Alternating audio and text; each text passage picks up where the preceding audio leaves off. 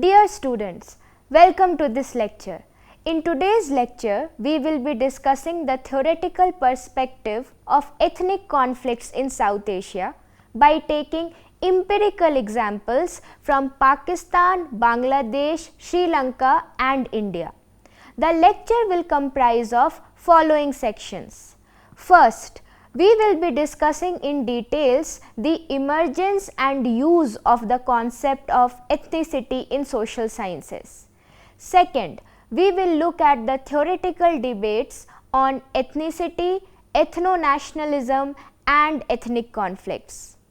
Third, we will look at how ethnic conflicts pose challenge to nation states like Pakistan, Bangladesh, Sri Lanka and India, and how these states have dealt with this problem. At last, we will conclude by introspecting about the adaptation of Western concept of nation-state project by South Asian states and its relation to ethnic conflicts. Dear students, let us first see how the term ethnicity became popular in our discipline.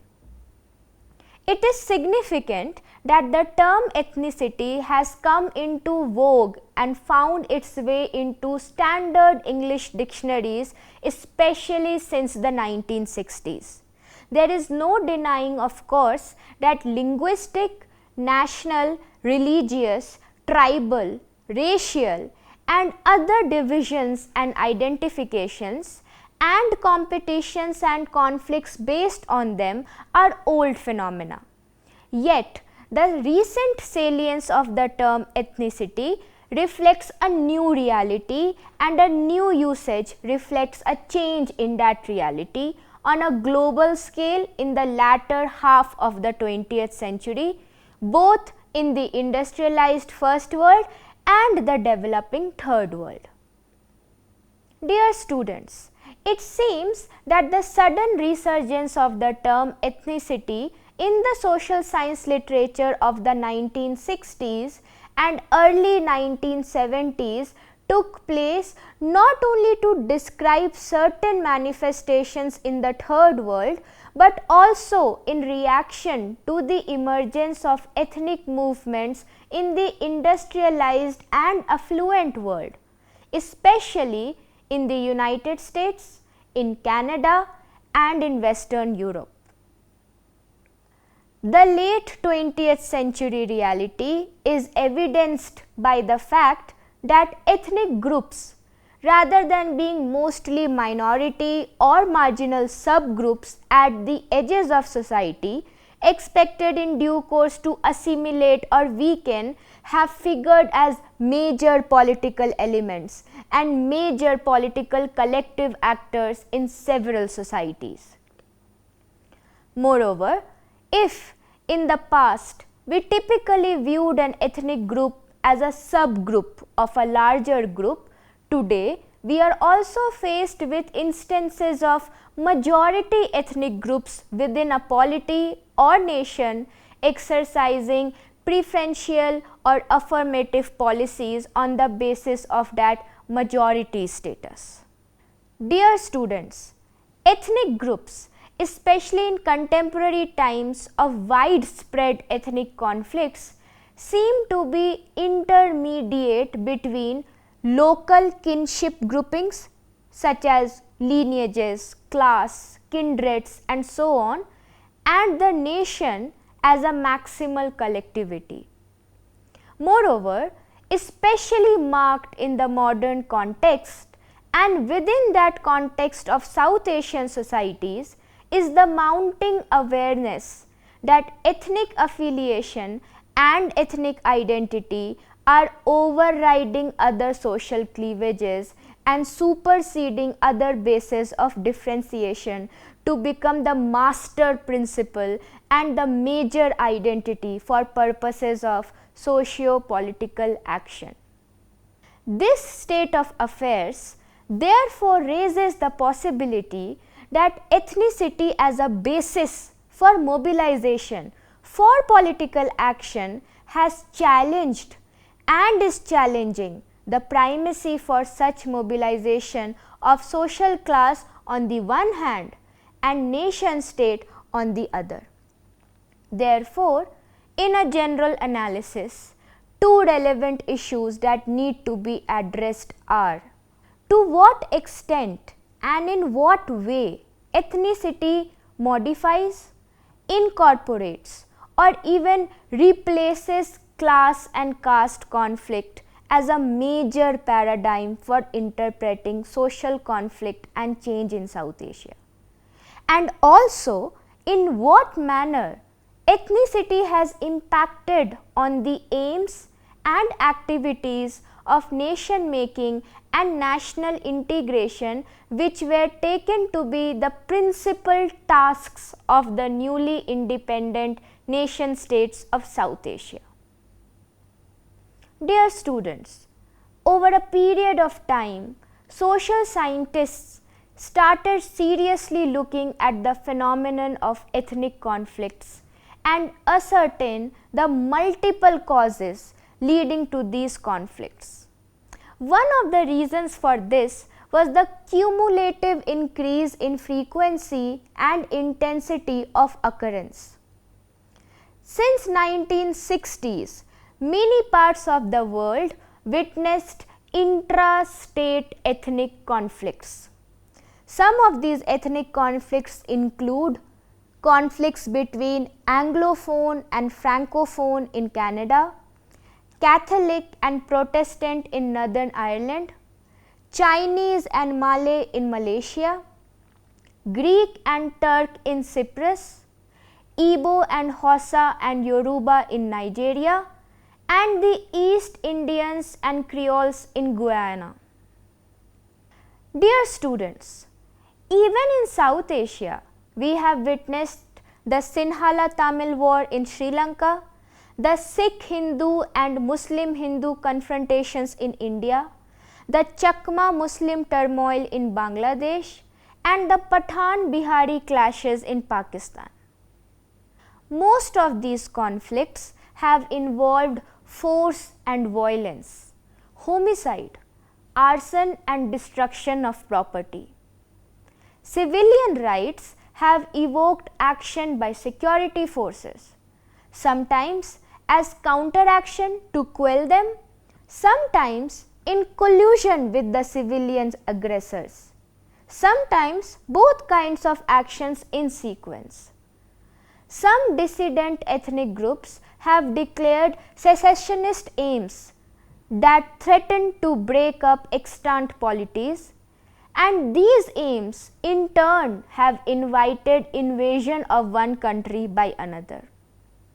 Moreover, ethnic conflict has also caused massive displacements of people, many of them being deposited in refugee camps in neighboring countries, as in Africa, the Middle East, India, Sri Lanka, and elsewhere.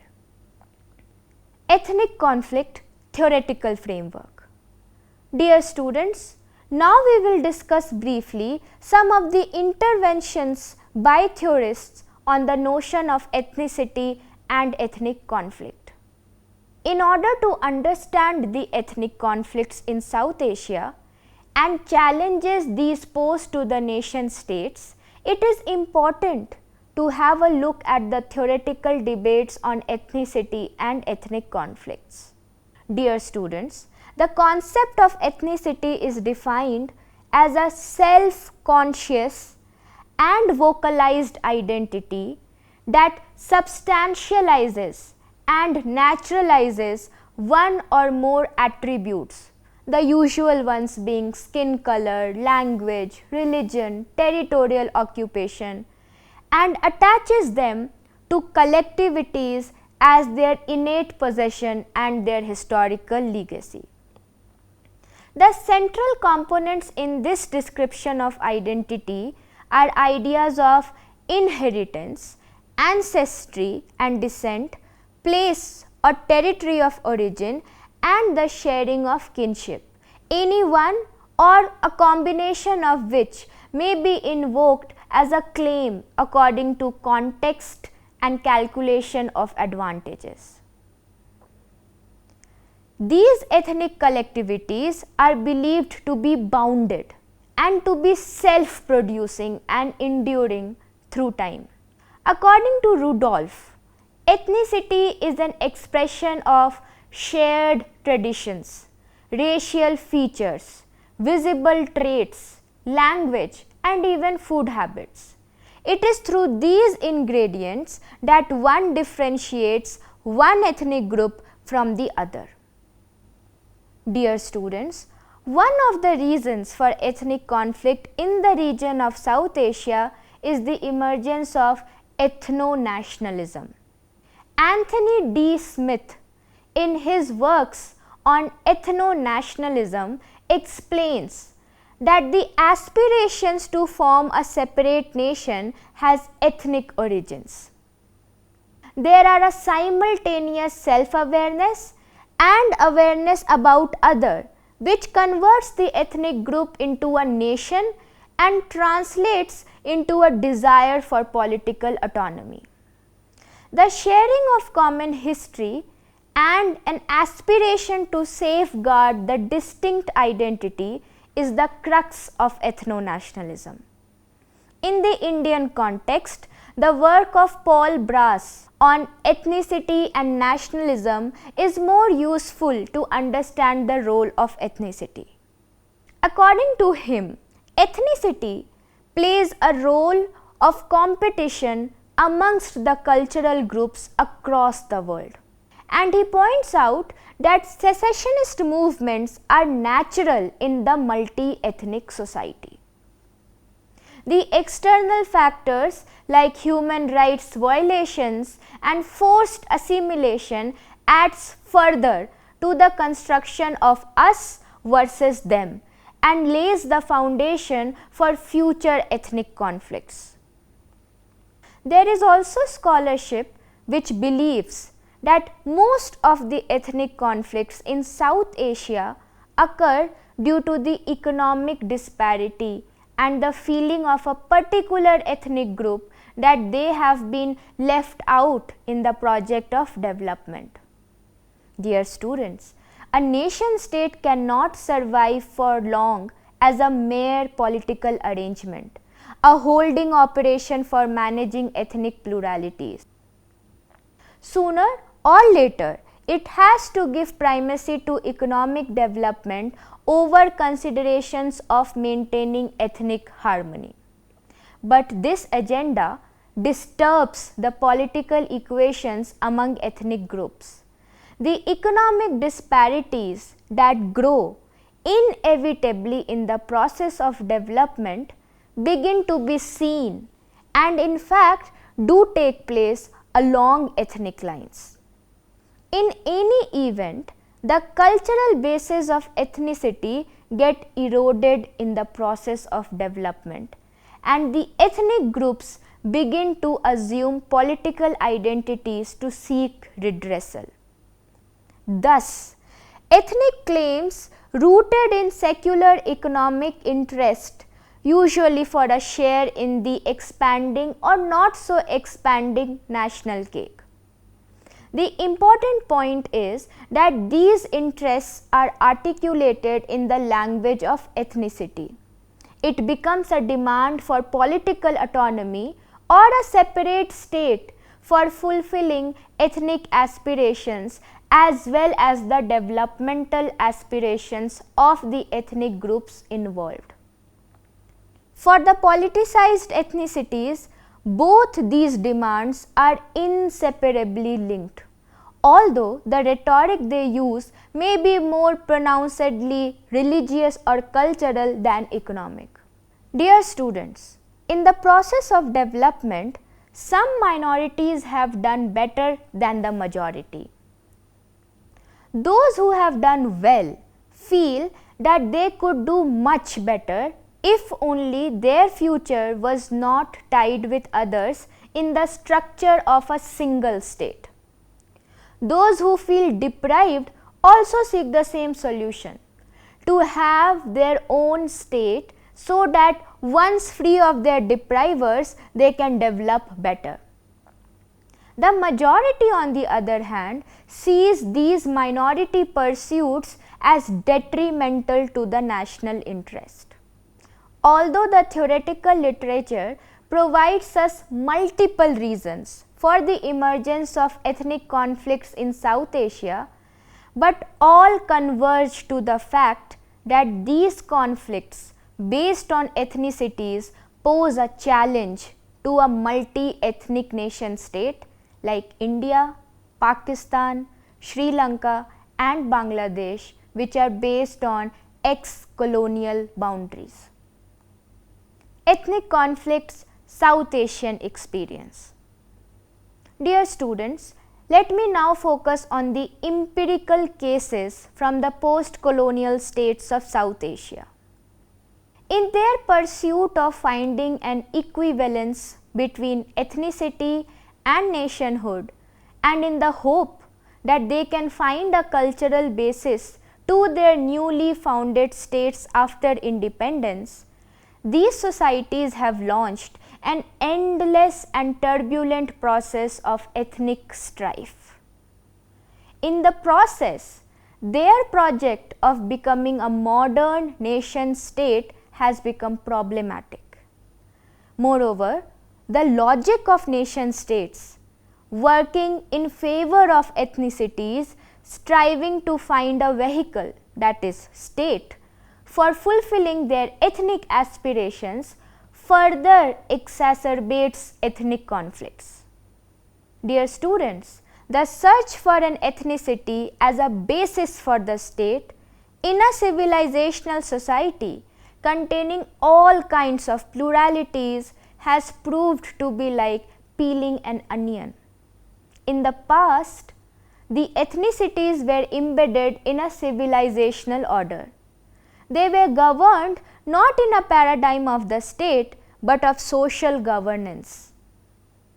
They have now become politicized and have got detached from the wider civilizational base within which they grew and found meaning. In the process of state-induced change, they have ceased to be culturally stable and politically viable entities. Pakistan.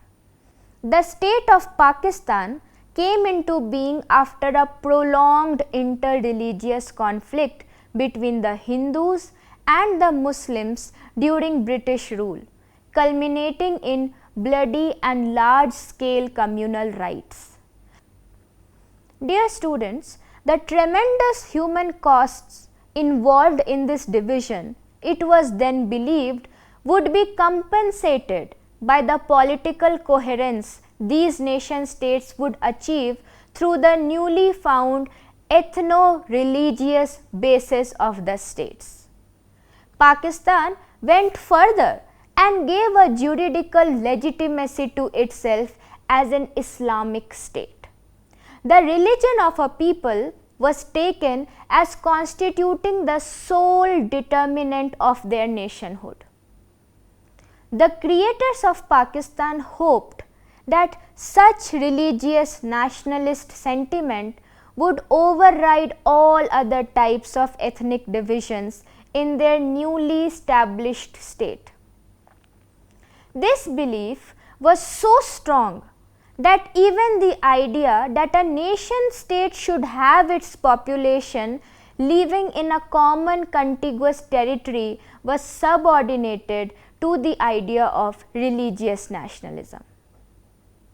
The result was a bizarre geography. The largest ethno-linguistic group in Pakistan was physically separated from the political center of the state by more than 1,000 miles of Indian territory between the two halves. Except for a shared religious identity, they were divided on all other counts: ethnicity, language, food, and geography. The one shared identity, religious nationalism, soon began to yield to another principle of nationalism: the assertion of ethno-linguistic identity of the Bengalis in Pakistan, a process which culminated in the creation of the new nation state of Bangladesh. Bangladesh. In case of Bangladesh, nationhood was now defined not in religious nationalist terms but in ethno-linguistic terms. The story did not end there. Bengali ethnic nationalism, too, once having achieved its own nation state, that is Bangladesh, now finds that Bengali ethno-linguistic identity simply does not provide a solid enough basis for nation. Dear students, the Bengali cultural linguistic identity could not fully accommodate the ethnic aspirations, even survival of the Hindu Bengali and the Buddhist Chakma minorities. Bangladesh adopted the principle of religious majority for defining the nationhood of its people and has lately declared itself as an Islamic state. But the problem still remains unresolved. What to do with the so-called Bihari Muslims or the non-Bengali Muslims? The Islamic Republic of Pakistan resolutely does not want them back, and Bangladesh cannot accommodate them within its own Islamic state. In short, it reflects that a religious identity cannot override or subsume within it a politicized ethno-linguistic identity, nor can ethno-linguistic identity override religious identity. Sri Lanka. The case of Sri Lanka illustrates even more acutely the problem of cultural stability and political viability of politicized ethnicities. Dear students, Sri Lanka's problem started when the democratic state began, obviously for the reasons of economic growth and development, to mobilize majority Sinhala ethnicity as a means of establishing an equivalence between the state and that nation. In doing so, it disturbed the old equations between the ethnic communities. Now, the Sri Lankan Tamils began to demand their own Ilam, nation, an autonomous political arrangement for themselves. The outcome was a civil war which was on for 4 decades till 2010. The scholars of Sri Lankan politics are of the strong view that hypothetically, even if a separate political arrangement for Tamils would have come into existence, substantial number of the Sinhala minority would be living in the Tamil dominated areas and number of Tamil minority would be living in the Sinhala dominated areas. The question of ethnicity would still remain alive. Entities separated politically on the basis of ethno-religious and linguistic differences just cannot accommodate minorities in their sovereign domains. India. The case of India is more complex, where hundreds of ethnic, religious and linguistic groups are living within the same territorial unit.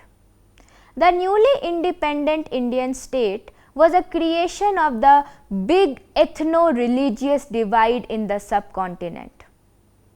In the circumstances, it would have been considered logical if India had founded the new state on the basis of an ethnically defined nationhood. The option of basing the nation state on the ethno-religious criteria was not even seriously considered.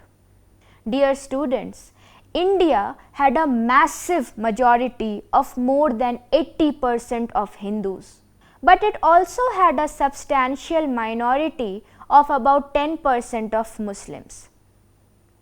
Some of them migrated and a few were even pushed out to Pakistan.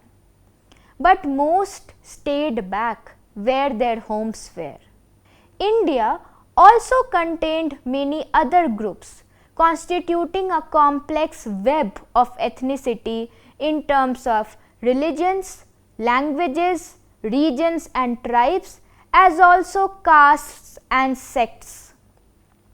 Their cultural boundaries spilled over into each other. For centuries, they were interconnected by webs of a civilizational order and only partially and intermittently through the political order. It was difficult for a diverse country like India to base its state on religious or any other principle of ethnicity. But the secular and non-ethnic state of India too was not able to contain the forces of ethnicity which are endemic to the idea of the nation state. The makers of the new Indian state were probably aware of the dilemma of building a nation state in a plural society. The Constituent Assembly of India explicitly rejected religion or language or any other ethnic criterion for creating a political majority which would ensure the stability and legitimacy of the new state. Dear students, India's new rulers viewed creation of a national society, the necessary concomitant of a modern state, as the task of devising an overarching political arrangement for a people divided along the ethnic lines. This arrangement was conceived in the form of a non-unitary state called the Indian Union, constituting several provincial states organized on the principle of quasi-federalism. But still it faced the demands of formation of states on linguistic basis, which resulted into the reorganization of the language-based states. The demands of ethnic groups continued in India. Several other significantly large ethno-linguistic and religious groups are demanding separate provincial status for themselves. But a few groups have been demanding more.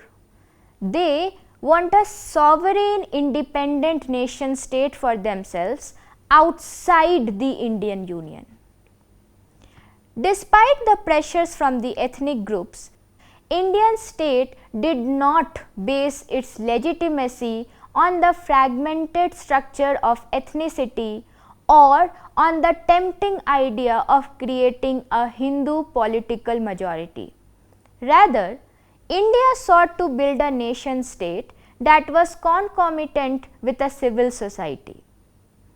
But eventually, it too yielded to the ethnic pulls and pressures of electoral politics. Dear students, to conclude this lecture, we can say that the model of nation state is proving inappropriate for most South Asian states in solving ethnic conflicts.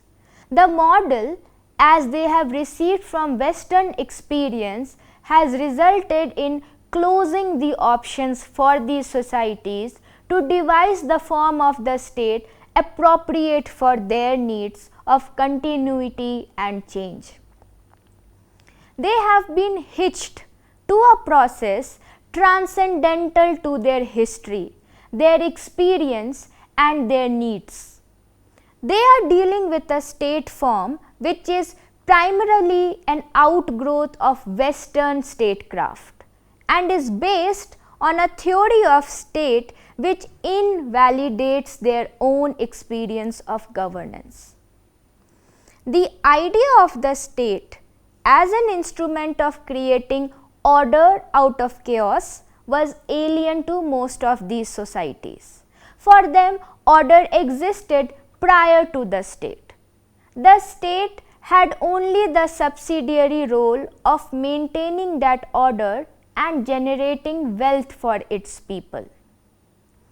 The coming of the nation state in these societies, largely through forces exogenous to them, turned their political and economic priorities upside down. Dear students, in the process of working with this new state form, these societies lost their indigeneity and with it their capability to cope with the problems of social change and economic transformation. The same logic by which nation states were created in the region continues to unfold within the nation states. The ethnicities within them are tearing themselves away from a national order as the nation states did from the civilizational order. Each ethnicity emphasizes its partial identity, now in terms of religion, now as ethno-linguistic nationalism, and sometimes as regional cultural groups. The politicized ethnicities within the South Asian states are seeking to become nation states themselves. They will not necessarily succeed, but still the states will remain culturally unstable and politically unviable entities. Dear students, the scholars of ethnic nationalism suggest a new mode of governance, both at the regional level and internally within these societies. It is too late in the day and even naive to suggest that they dissolve the existing nation states. In order to find the solution for future to address the problems arising out of ethnic conflicts, the proposal is to think of the state not as an instrument of ethnically defined nation, but a political entity functioning under the control of a civil society. It will be a state for and on behalf of a civil society. In brief, a civil state and not a nation state. The project then would become of building a civil society and incorporating the state within such a society. Dear students, I hope you enjoyed today's lecture on the ethnic conflicts in South Asia, theoretical perspective. Thank you.